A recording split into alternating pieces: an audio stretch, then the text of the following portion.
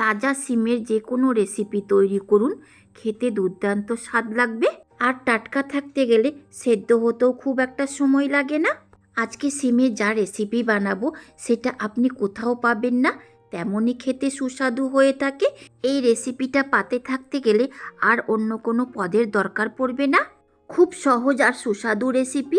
জানতে ইচ্ছে করলে ভিডিওটা স্কিপ না করে পুরোটা দেখবেন। ভালো লাগলে লাইক শেয়ার সাবস্ক্রাইব করবেন। নমস্কার, মঞ্জু কিচেনে আপনাদের সকলকে স্বাগতম। এইভাবে দু সাইড থেকে কেটে নিয়ে মাঝখান থেকে আলাদা করে ভেতরটা দেখে নিতে হবে যেন পোকা না থাকে। একইভাবে সম্পূর্ণ সিমকে কেটে নিয়ে বেশ জল পাল্টে পাল্টে কচলে কচলে ধুয়ে নিয়েছি, যেন ধুলো বালি বা কোনো পোকা না লেগে থাকে।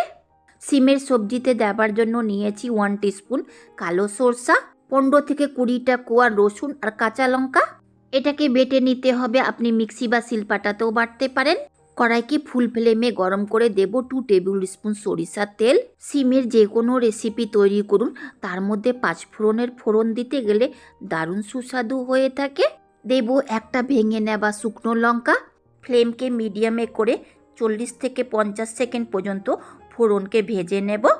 দেখুন হালকা লালচে হওয়া পর্যন্ত ভাজা হয়ে গেছে। দেব মিডিয়াম সাইজের 2টো স্লাইসে কেটে নেওয়া পেঁয়াজ। পেঁয়াজকে নেড়ে চেড়ে তেলের সাথে মিশিয়ে দিতে হবে। তাড়াতাড়ি সফট করার জন্য দিতে হবে স্বাদ মতো নুন। পেঁয়াজের সাথে নুনকে মিশিয়ে পেঁয়াজকে সফট হওয়া পর্যন্ত ভেজে নিতে হবে। দেখুন পেঁয়াজটা 60% সফট হয়ে গেছে, বাকিটা সিম দেবার পর সফট হবে।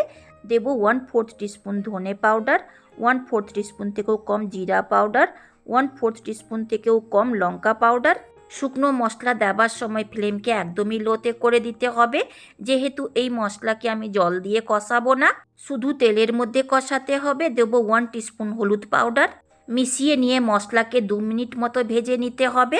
বাদবাকি সিম দিয়ে ভাজার সময় এই মশলা পুরোপুরি কষানো হয়ে যাবে। দেব কেটে নেওয়া সিম।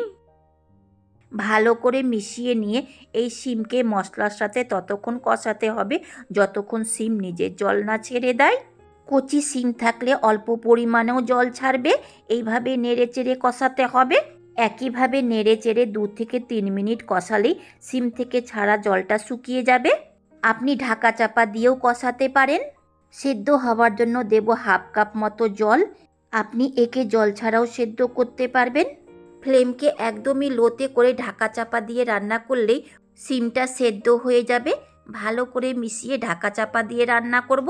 2 মিনিটের পর ঢাকাটা খুলে ভালোভাবে নেড়ে দিতে হবে। দেখুন সিমে দেওয়া জলটা পুরোপুরি শুকিয়ে গেছে। আরও 2 থেকে 3 মিনিট এইভাবেই নেড়ে চেড়ে ভেজে নেব। এবার ফ্লেমকে একদমই লোতে করে ভাজতে হবে, তলাতে যেন পুড়ে না যায়। দেব বেটে নেওয়া মশলা, সরষা, রসুন আর কাঁচা লঙ্কা। সিমের এই রেসিপিতে এই মশলা অবশ্যই দিতে হবে। এই মশলার জন্যই এর স্বাদ আরও দ্বিগুণ বেড়ে যাবে। নেড়ে চেড়ে ভালো করে মিশিয়ে দিতে হবে। 4 থেকে 5 মিনিট একইভাবে নেড়ে চেড়ে ভেজে যাব। আর ততক্ষণই ভাজতে হবে যতক্ষণ এই মশলার কাঁচা গন্ধ না চলে যায়। কোনো মতেই এই মশলা দেবার পর জল দিয়ে কষাতে যাবেন না।